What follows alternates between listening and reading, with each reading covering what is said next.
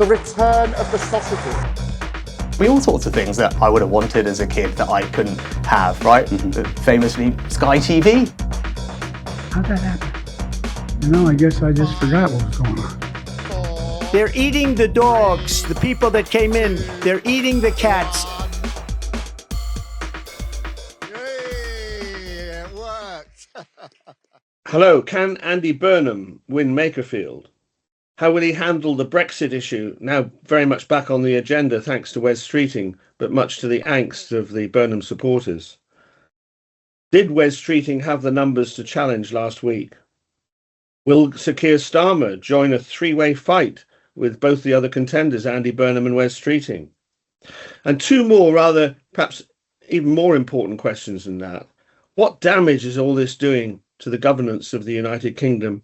And indeed, are we ungovernable?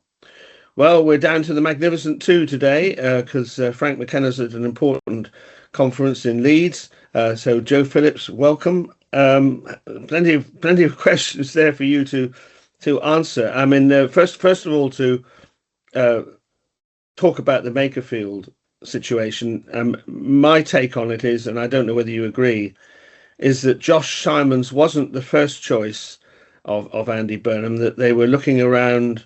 There was all sorts of rumours about Jim McMahon up in Oldham and the MP for Rusholme, even discussions about one or two seats on Merseyside. Peter Dowd had to deny it, Marie Rimmer in St Helens had to deny it. And the Josh Simons alternative came up rather late. It is quite neat in the sense it's very close to his former seat of Lee. But Josh Simons was a young man, and it was a bit of a surprise. One thing I want to say, which some people will remember and others won't, is that Josh Simons has had an interesting last 2 or 3 years. He was part of an organisation called Labour Together, which was very much a Starmer enterprise to rid the party of Corbynites. And they hadn't declared some money, I think I'm right here, Joe, that they earned. And when the Sunday Times started to investigate this, Josh Simons' response was to start investigating the investigative journalists, for which he had subsequently apologised and had to resign his position in government. So I don't know whether that was relevant at all in his decision that his immediate prospects of office were limited. And I also have to say, without any evidence, has he been promised anything for the future? The ermine of the House of Lords, some position back in a Burnham government. I know these are all spiky, vulgar questions by an old hack, but I haven't heard them put in the commentary about Josh Simons this weekend. He seems a very able man, and it's been very striking, Joe, how to be fair to him, he hasn't, often in situations like this, when someone takes a decision like this, they disappear, because he has said he's got a young family, and congratulations to him on the birth of his son. But they normally sort of disappear, but far from it. He was out campaigning with Andy Burnham in Makerfield at the weekend. He appeared on Kunzberg yesterday. So it's a very interesting situation. I imagine you were surprised that seat came up.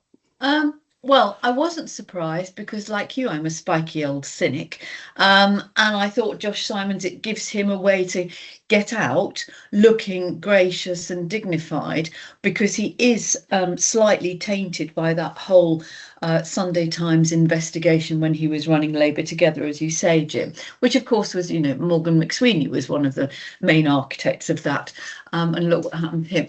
I mean, the only other thing I would say is that I heard Josh Simons talking when he announced that he was giving up his seat about his newborn child and about that child having life-saving treatment at hospital in the constituency. So I don't know whether there has been an element of, family pressures and that sort of thing. Who knows?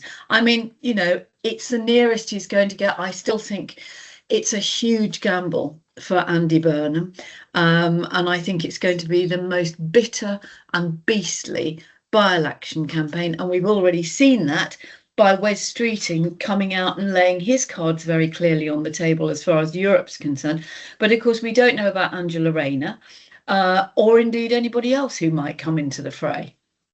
Yeah, just on the Angela Rayner situation, people I've been speaking to who, sort of know how public administration is done, do find it surprising that her carelessness, not her criminality or anything like that, but her carelessness hasn't attracted a fine, either suspended or imposed, that ordinary people like you and I might have expected at the hands of Her Majesty's Revenue and Customs.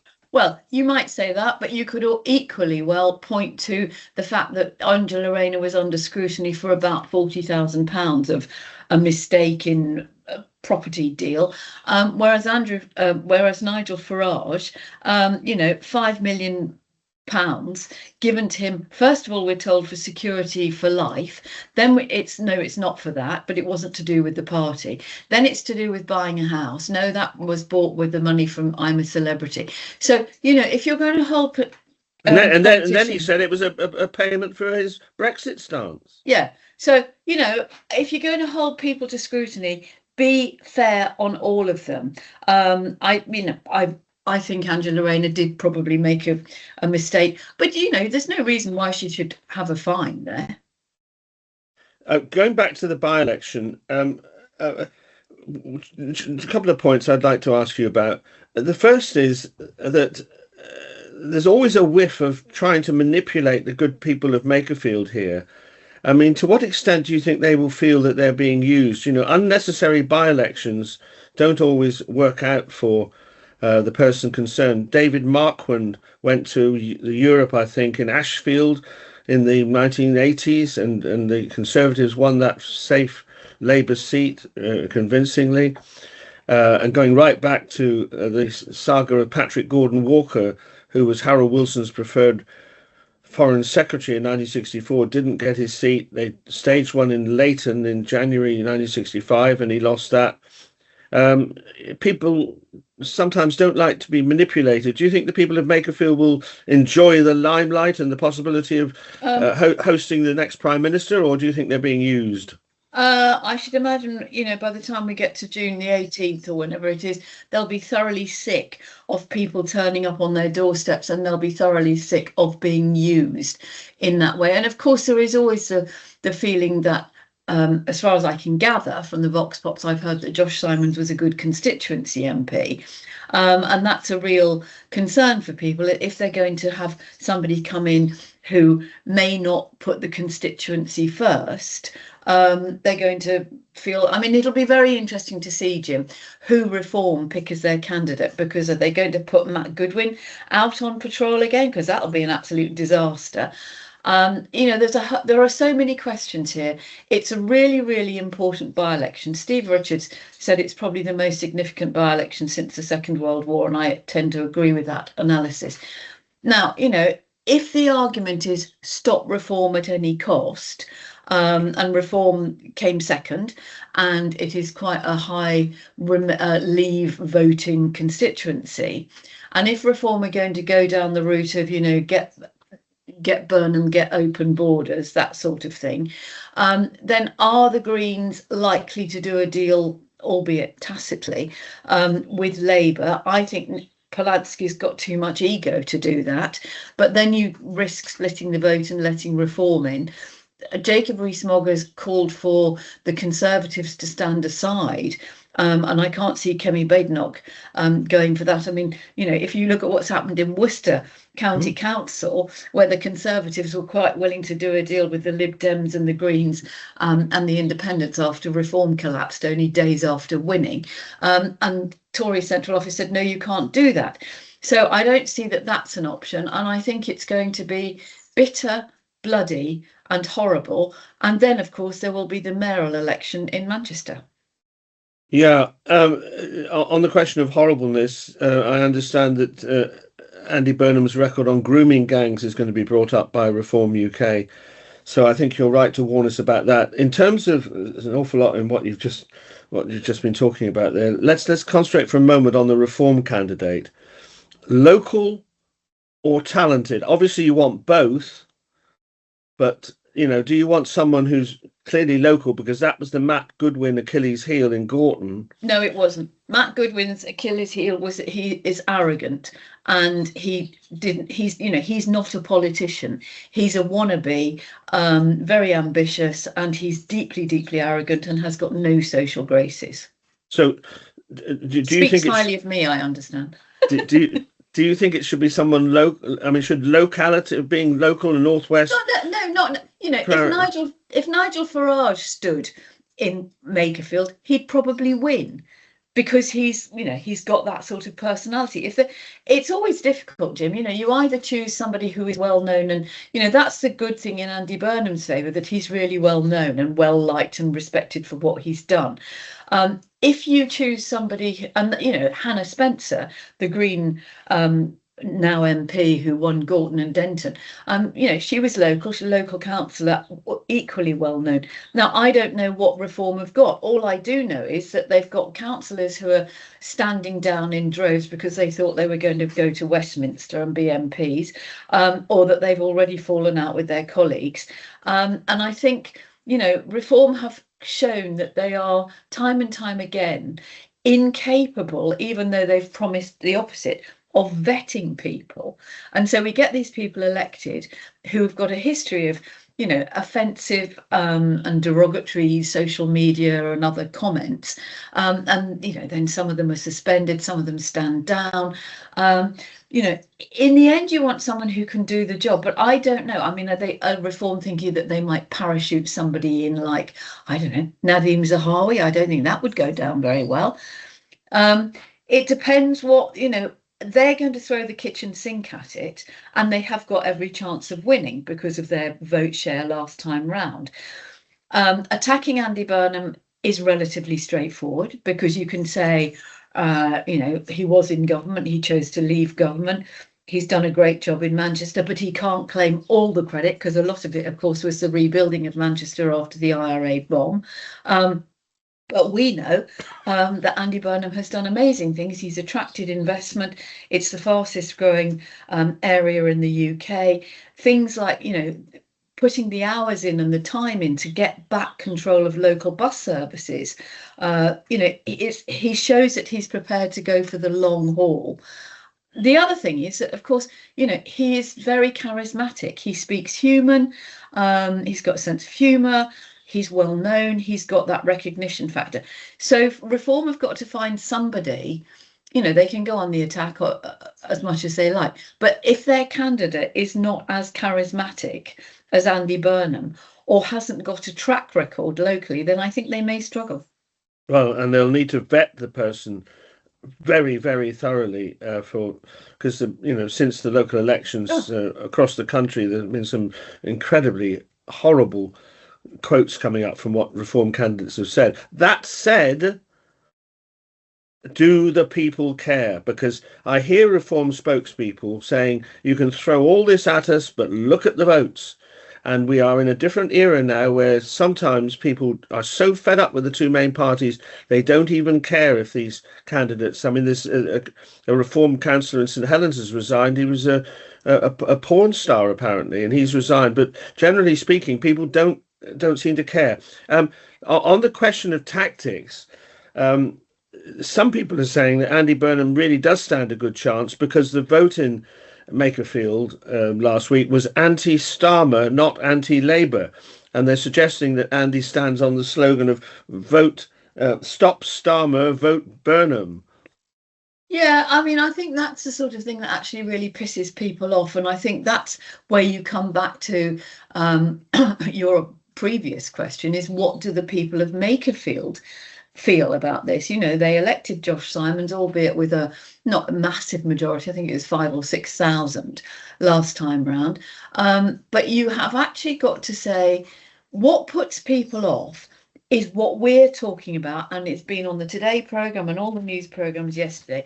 Wes Streeting trying to already attack Andy Burnham over Europe, when neither of them have actually been selected. Well, Andy Burnham's not even an MP yet, and may never be an MP. But that sort of infighting does not tell you anything about what those two people, as yet undeclared, have got to say about the country. And I think that's where people are getting fed up, and they'll go, you know what? Nobody could be as bad as this lot. And unfortunately, all the scandals and the smears, Keir Starmer threw that away within weeks of being elected, when it emerged that he had had free glasses and suits and all the hospitality.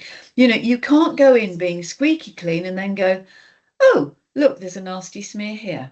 Right. Well, there are two interpretations of Wes Streeting's speech. I mean, I almost leapt from my chair in delight when he explicitly said that, you know, eventually we should rejoin the European Union and the decision has been catastrophic. That from my, I acknowledge, ultra Remain position. Yeah.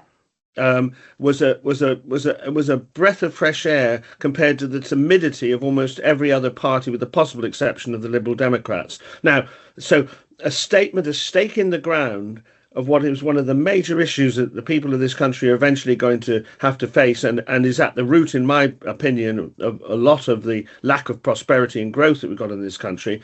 To have somebody clearly enunciate that, I thought was fantastic. Of course, the other interpretation, which you seem to have hinted at, is that it's an embarrassment to Andy, who, although sharing many of Wes Streeting's opinions on Europe, wants to play it down in Makerfield, which voted 65% to leave. Do you really think Wes was up to mischief? Yes, I do. But like you, I was delighted that he said it. I just think the timing was unfortunate, because I think he's trying to flush Andy Burnham out, and that makes it easier for Reform to attack him. Whereas if, you know, if you like, Wes Streeting's come out saying, I want to rejoin. Well, you know, the EU have got to say, yeah, we'd love to have you back, you losers. That's got to happen first. And I agree. I mean, I like you. I thought that's great.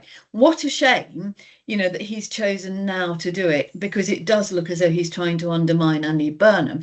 And if Andy Burnham, who has been able to be quite frank and quite open on many things, including criticising the government and the Prime Minister, if he then has to retreat into this, well, you know, we'd like to see, you get back to where we are with Starmer, and actually come up front and say, yeah, this is where our future is. It ain't going to happen tomorrow, but that's where we need to be working. And, you know, people can say, well, the people of Makerfield voted to leave. That was 10 years ago, Jim. You know, I mean, we have moved on. Would the people of Makerfield vote that now, given what we know?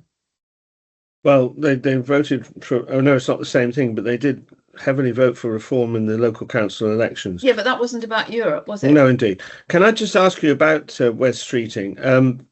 Because it's quite striking that in the opinion polls that have been done, which were quite interesting by Luke Trill, I forget what his organisation is called. More in Common. Thank you. It actually showed there was quite a lot of support for Keir Starmer against virtually everybody except Andy Burnham. Do you and Wes Streeting in the public's mind doesn't seem to be as popular as perhaps he thought he was. Do you think Wes Streeting had the 81 MPs last week, and if he had, he would have actually gone for a quick election?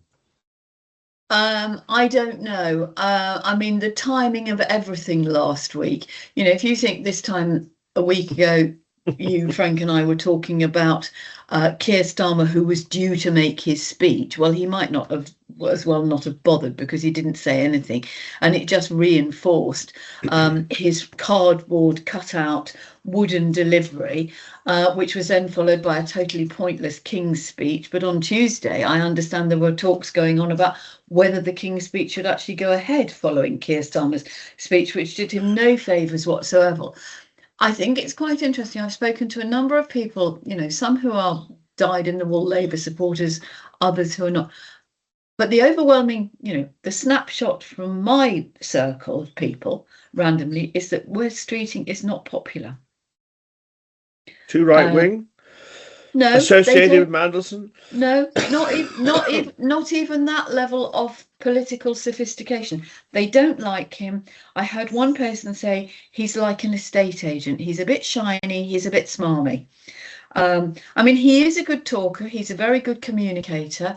But, you know, he's not somebody where people go, oh, no, I love that. And, you know, people who've got nothing to do with Manchester, nothing to do with the Labour Party, they like Andy Burnham. Right, and now indulge me with some ifs here. I mean, if Andy Burnham loses, I understand he still remains mayor of Greater Manchester and will slink back to that office and do it for the last 2 years, but his political career will be heavily damaged. If he wins, Wes Streeting has said he will contest the leadership election. Will Sir Keir Starmer make it a three-way? It has been reported that Starmer has spent the weekend at Chequers considering his future. So I mean, he would be foolish to, I think, but who knows? Because the other thing that we've discussed often on this podcast is that internationally, and therefore, by association, the effect on the markets, which is really, really important. Keir Starmer is seen as a stabilising influence and somebody who's got good relationships with European partners, with Canada, and well, up until relatively recently with America. So, there's that bit. If the crisis in the Middle East was to get worse, which is quite possible, or Trump was to suddenly decide he wants to go and take the Falklands Islands, or invade Cuba or something like that, then Keir Starmer would look head and shoulders above Streeting and Burnham internationally. I think it is quite clear that he doesn't have the support of Labour Parliamentary Party, or quite a lot of them. But the Labour Party do need to get a grip a little bit and get this over and done with very quickly. And they need to work out what they are going to do, because if all you're doing is changing prime ministers, you're not going to achieve anything, and you're going to consign Labour, as it is heading in that direction at the moment, to history for generations. Well, on the timetable, I mean, obviously it's the 18th of June, isn't it? The by-election is going to be. I mean, then if there was a three-way contest or even a two-way contest, I mean, generally speaking, people are talking about having someone in place by the conference, because it takes time to consult the rank and file and trade unions and all that sort of thing. So, but I just wonder whether in a three-way, Starmer will have his residual support and may indeed have some enhanced support because of all the international issues that you've illustrated so well. And that, basically there might be he might come through the middle with a split vote between Streeting and Burnham. Yeah, he could do. I mean, is he likely to do a cabinet reshuffle before then? Because, that's the other thing that you could do, that you could say, OK, we change Chancellor, we bring Al Khan's in to be Defence Secretary, perhaps move John Healey to Chancellor, or Darren Jones, put him back in the Treasury, but promote him. Who's going to take over from Wes Streeting as Health Secretary? It's a very, very big and important issue, particularly as it is. Well, Murray's doing it at the moment. Yeah, but the position is the Secretary of State for Health and Social Care. Well, social care doesn't even get a look in. Wasn't mentioned in the manifesto. Hasn't been talked about at all. Where does Shabana Mahmood go? Does she stay? She's too right for a lot of the party, but she's seen to be effective and respected, I think. And if not by Keir Starmer, apparently. I mean, sorry, Mahmood. I do not know how she's not been sacked. Not only did she make it clear what she thought Starmer should go on the Monday night. I know this is minutiae, but you and I, the people who listen to this are fellow anoraks. On the Monday night when she went in, Starmer was on the brink, and she went in and sort of told him to go, and then leaked it, and apparently Starmer then doubled down and said an unrepeatable word. I'm gonna hang in there. Yeah, I mean, I think Starmer is not popular with the public, and he's never going to reclaim that. I don't think he ever has been, actually, Jim. He's always been seen as a bit dull and a bit boring. And I think you and I have both said before that, we hoped he would be the Clement Attlee to Boris Johnson's pound shop Churchill. Well, he hasn't turned out to be Clement Attlee. He's turned out to be a bloody disaster, but mainly because he hasn't got politics, he hasn't got communication, and he hasn't got a grip of his own party.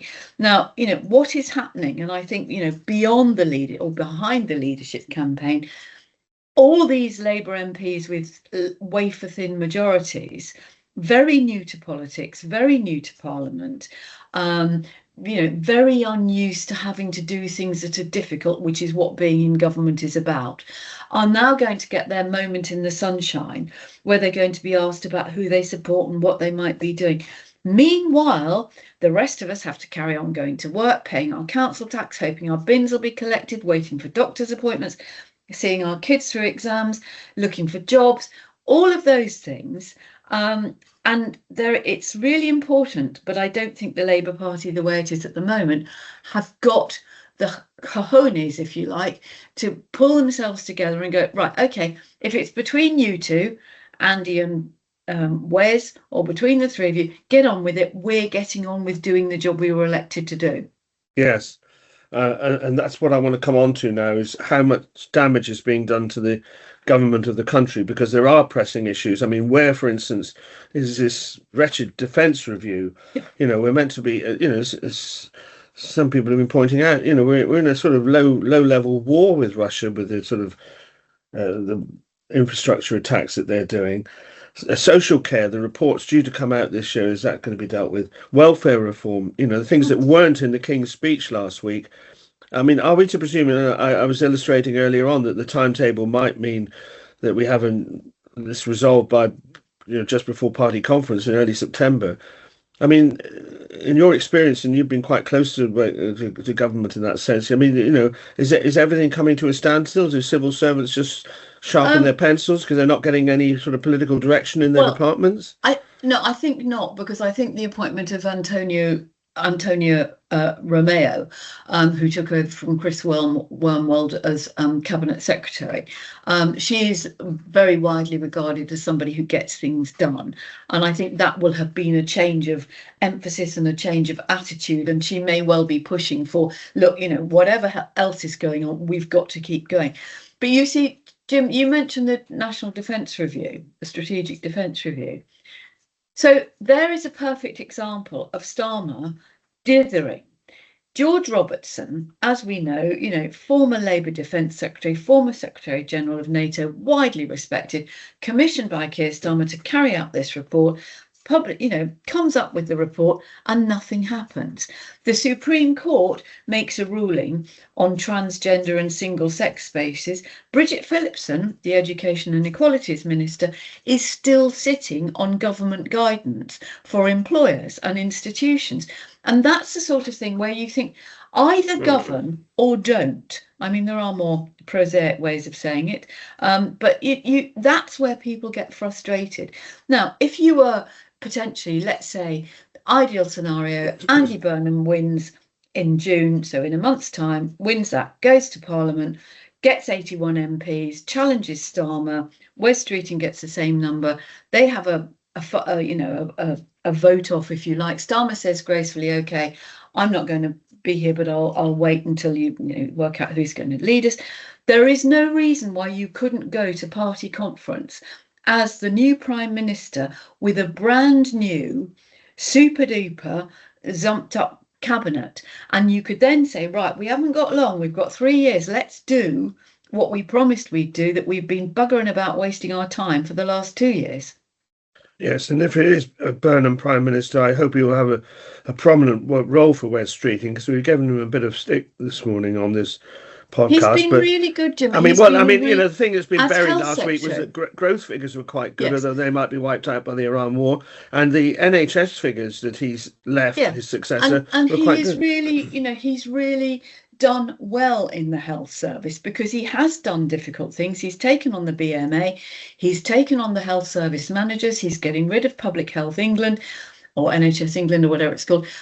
He has done stuff, and he has shown that he is prepared to be bold, which is why by standing down, you leave that void, which means there's a sense of stasis, because people will go, well, is Murray going to be here in 6 months' time? Shall we just push this around for the time being? Which brings me to the last thing I want to discuss with you, which is the governability of the country. And I thought, I always like to come to these podcasts well researched, as you know, Joe, that I would look back on the number of prime ministers per decade since the 1940s. Now, in the 1940s, there were 3. In the 1950s, there were 4. That was principally because of the Attlee was in right at the beginning, and then there was a very short-term prime ministership of Anthony Eden. There were 3 in the 1960s, which was a fairly stable time. The last really unstable decade was the 70s. Began with Harold Wilson, then the fairly short premiership of Heath, Wilson again, Callaghan, and then Margaret Thatcher. So there were 5 in the 1970s. How many prime ministers were there in the 1980s, Joe? Well, I originally said 3, but I now know, stupidly, and I should know better, that it was only 1, that it was Thatcher all the way through. All the way through, yes. She came into office in 79 and was kicked out in 1990. So that really shows stability. And broadly in the 90s, it remained fairly stable, a tiny bit of Thatcher, but Major and Blair dominated that. In the 2000s, it was mostly Blair and then Brown. And then we start the pantomime in the 2010s with 4, and we've already had 4 in the 2020s. So I ask you, we in many ways we rejoice in multi-party politics. I mean, one thing that I think has really needs emphasising from the local elections, which was really healthy, was that the turnouts were higher. That people seem to be inspired either from rage or interest in actually taking part in the democratic process when there's more parties to choose from and they can actually vote for what they want. So in that sense, it's a good thing. But on the other hand, does it create instability? So are we becoming ungovernable? No, I don't think we're becoming ungovernable. But, it says something, doesn't it, when Giorgio Meloni, the Prime Minister of Italy, who we always used to sneer about, the Italians who were changing governments more often than most people change their socks, that, she's now... Or their mistresses. Well, I couldn't possibly comment, Jim. But it's just, we do look a bit ridiculous. But most of that instability and the chaos goes back to Brexit, which is where we started this conversation. If David Cameron hadn't called a referendum, if Nigel Farage hadn't been pushing with UKIP, if the referendum, or call a referendum and say, well, it's too close to call, we've got to work harder, thank you very much, we'll get on with the job, and everything afterwards. But, it's always been Europe. It's Europe that did for Theresa May. It's Europe that did for John Major, nearly. It's Europe that has done for so many Tory leaders.